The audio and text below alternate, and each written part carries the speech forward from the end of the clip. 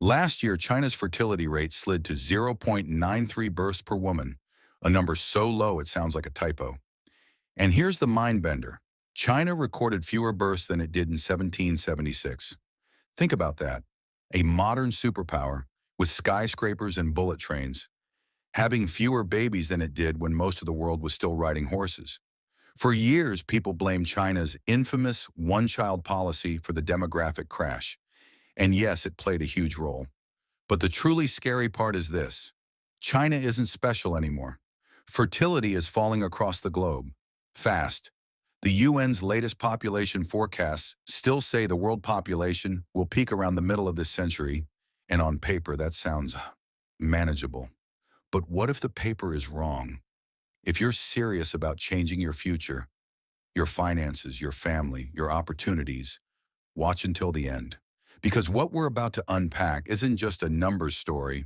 It's a story about why your world is quietly changing beneath your feet and why the next 20 years could feel nothing like the last 20.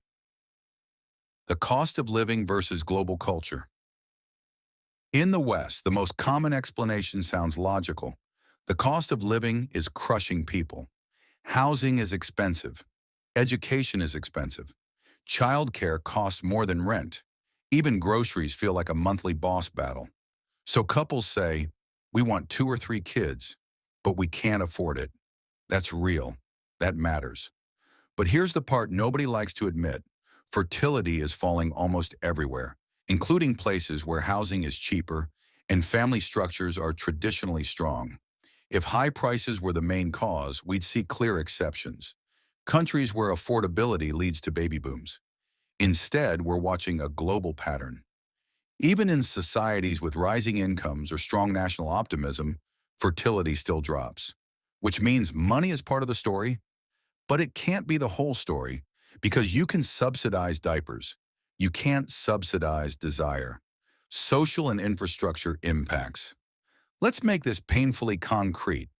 What does a fertility rate of 0.8 actually do to a country?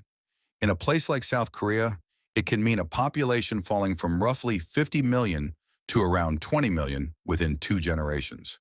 And no, this isn't something you simply solve with a little immigration or by raising retirement age to 70. That's like trying to stop a flood with a bucket. The visible effects are eerie. Schools closing, playgrounds empty, rural areas fading into silence.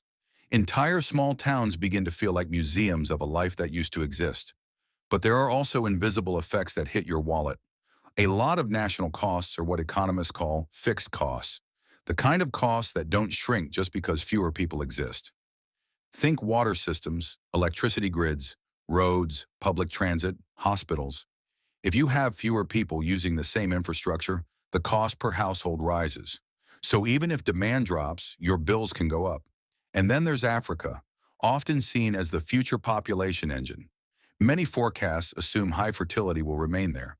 But fertility is already falling in multiple African countries, and the data is often delayed. Kenya, for example, has seen a dramatic multi-decade decline. If Africa follows the same path as everyone else, the global population story changes again, faster. The smartphone theory. Now we get to the uncomfortable theory that explains why this looks so similar across wildly different cultures. The smartphone. When people everywhere have access to the same entertainment, the same social norms, the same comparison culture, and the same endless feed of perfect lives, something shifts. It's like the world's cultures start syncing to the same operating system. And once that happens, the same choices start appearing everywhere. Delay marriage, delay kids, have fewer kids, or skip kids entirely.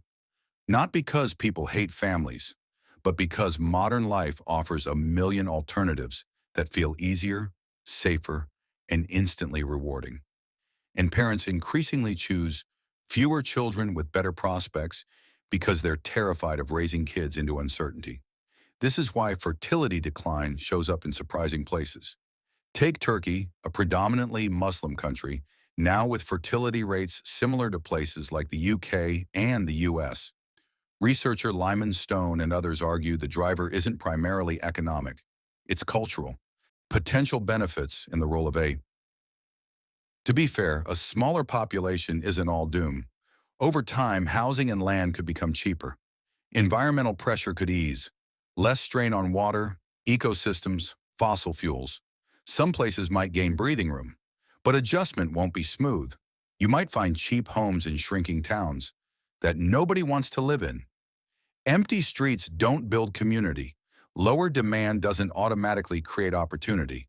And yes, technology will help. Automation, AI, drones, robotics, they can replace some labor shortages, but they can't repopulate a classroom. They can't rebuild a town's spirit. They can't replace real human connection. AI can run systems. It can't solve social fragmentation by itself. The future outlook. So what happens next? Immigration can slow decline in some countries, but if fertility falls everywhere, the pool of potential migrants shrinks, and immigrants tend to adopt the same low fertility patterns over time. They age too. This is why the direction of travel matters. If fertility keeps sliding, societies will have to adapt to an older world. People may work longer. Retirement may shorten. Entire industries will reshape. Politics will realign. Even culture will change. Because a society with more grandparents than grandchildren feels different. And here's the punchline. This isn't just a future issue. It's already rewriting your present. If you want a better life, start thinking like the world is changing, because it is. Build skills that stay valuable. Create income that isn't tied to one fragile system. Invest in relationships and community while everyone else scrolls.